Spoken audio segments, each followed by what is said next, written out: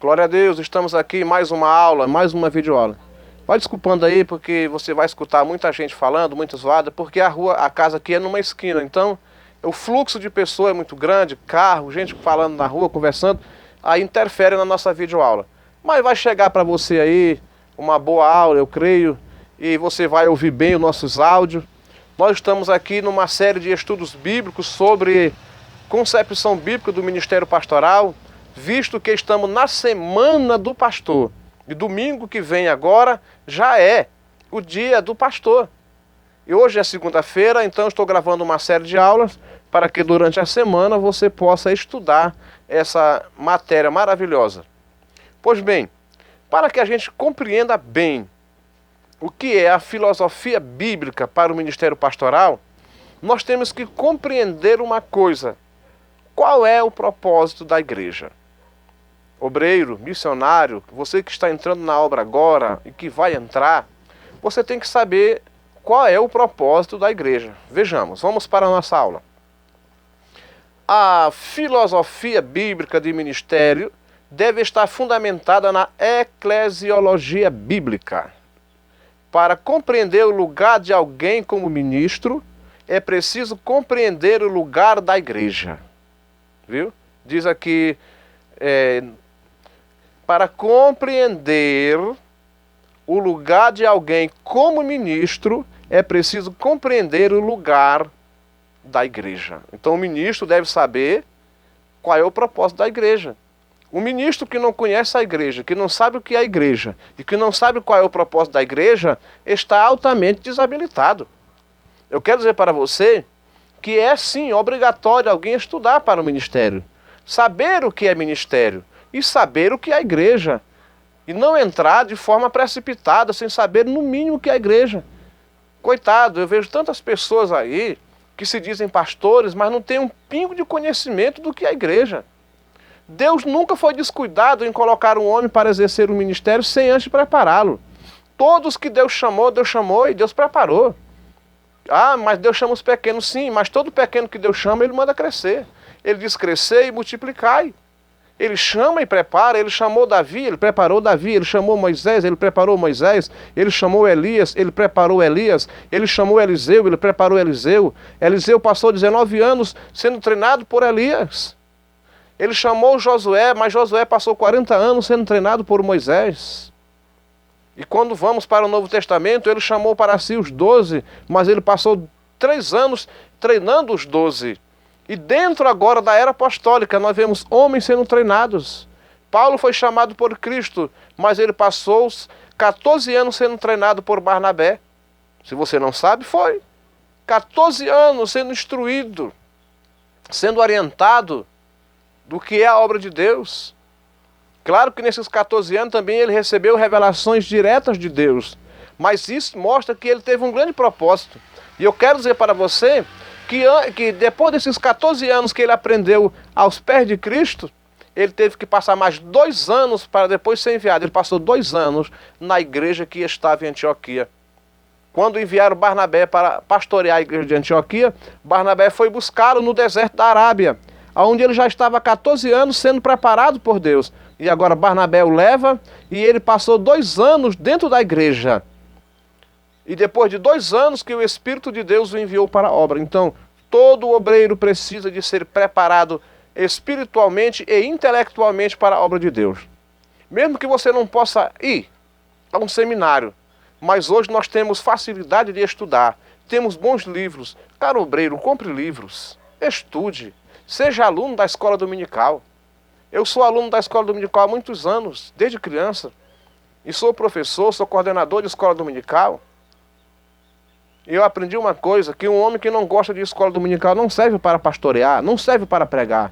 E eu adotei essa filosofia e não largo de maneira alguma. E eu incentivo os outros a estudarem a palavra de Deus. Então nós devemos é preciso compreender o lugar da igreja.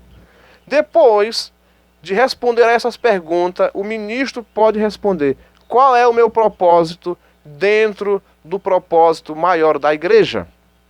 Ministro, qual é o seu propósito dentro do propósito maior da igreja? Agora, você sabe qual é o propósito da igreja? Eu vou citar aqui 3 propósitos. Primeiro, a igreja local é uma comunidade de quê? De adoração, testemunho e trabalho.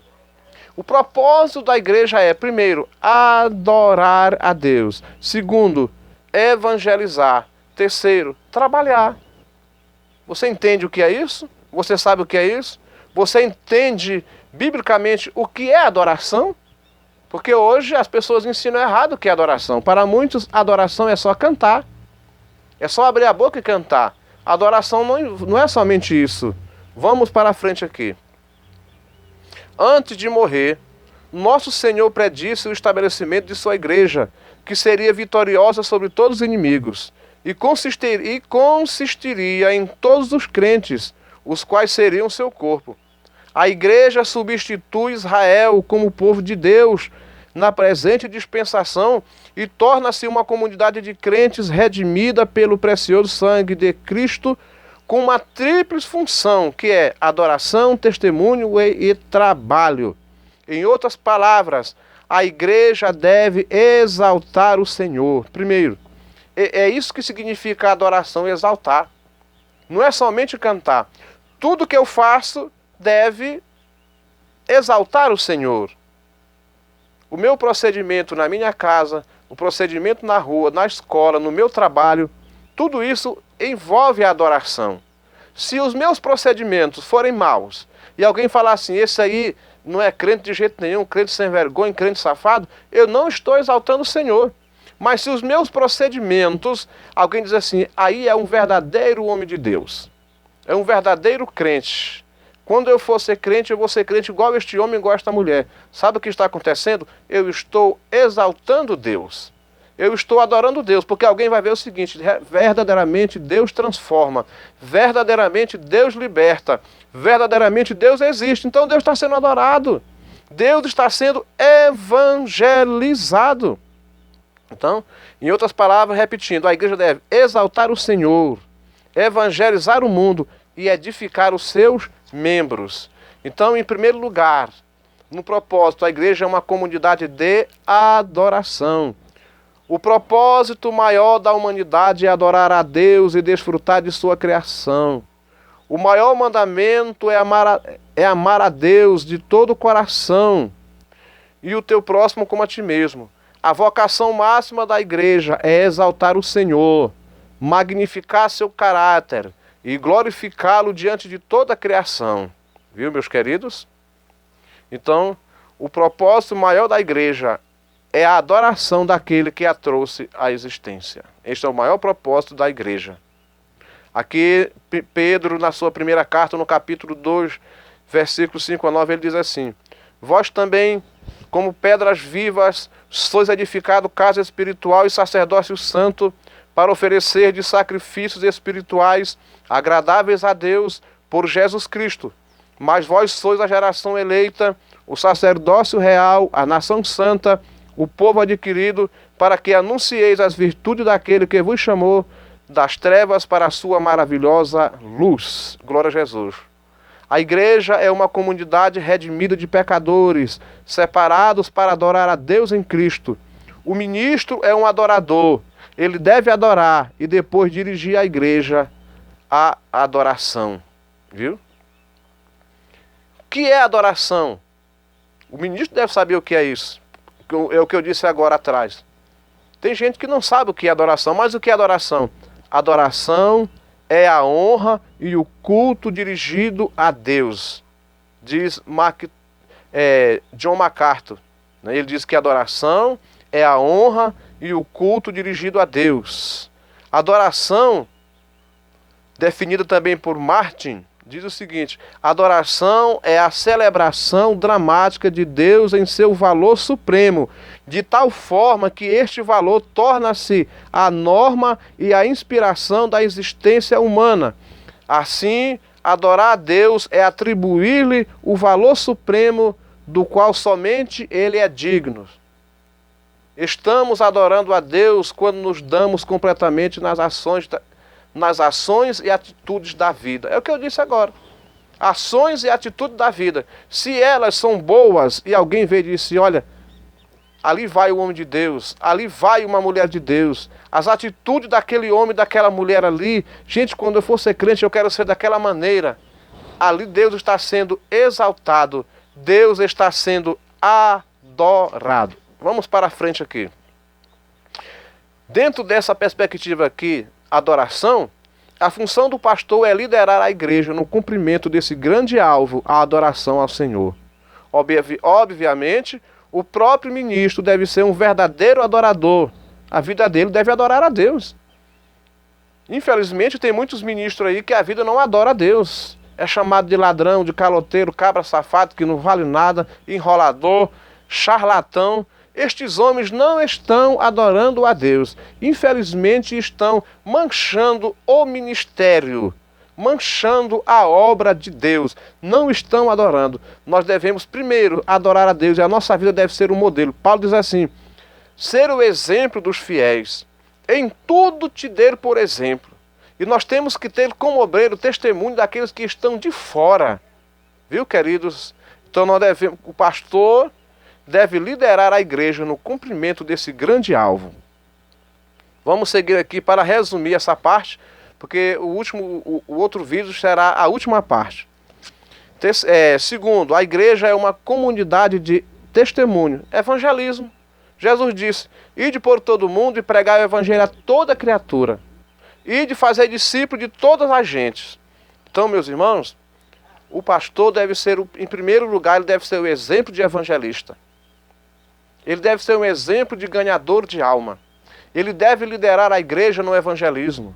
Ele deve liderar a igreja na propagação da palavra de Deus. Eu dou graças a Deus que as nossas igrejas, Assembleia de Deus e até mesmo outras denominações batista e presbiteriana, no passado tiveram grandes homens que eram voltados para o evangelismo e que levaram a igreja a evangelizar. Não dá tempo de eu falar aqui do nome de muitos pastores, mas graças a Deus que os nossos pioneiros foram grandes evangelizadores. E temos também hoje muitos homens, não estão na mídia, mas são homens que levam a igreja a evangelizar. Pastor, você deve ser o exemplo no evangelismo e levar a sua igreja a evangelizar. Terceiro, a igreja é uma comunidade de trabalho. O terceiro propósito da igreja é edificar-se pela interação dos vários membros do corpo. A função do cristão é edificar ou construir espiritualmente os companheiros no corpo. Viu? O Novo Testamento contém algumas referências a esse propósito vital, que é, nós vemos Jesus falando assim, ó, lá em Mateus 28, e 18 a 20. Ide por todo mundo e fazei discípulo de todas as gentes.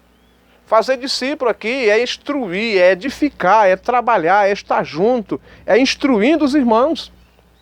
Então o obreiro, o pastor, ele deve ser também um homem que discipule e leva os crentes a se edificar uns aos outros.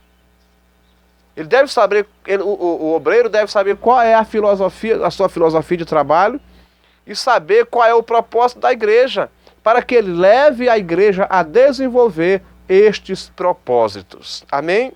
Eu creio que deu para os irmãos compreenderem. Não dá para a gente fazer aquelas aulas exaustivas, a não ser quando estivermos numa sala de aula, que na verdade numa faculdade, uma hora a aula é 50 minutos. Numa escola, no ensino médio é 45 minutos, mas numa faculdade é de 50 a 60 minutos uma aula. Mas não queremos aqui estender, vamos só mostrando aqui o básico, não é, desse estudo aqui sobre ministério pastoral. Nos vemos no próximo vídeo, que é o último vídeo desta série de estudos bíblicos sobre o pastor.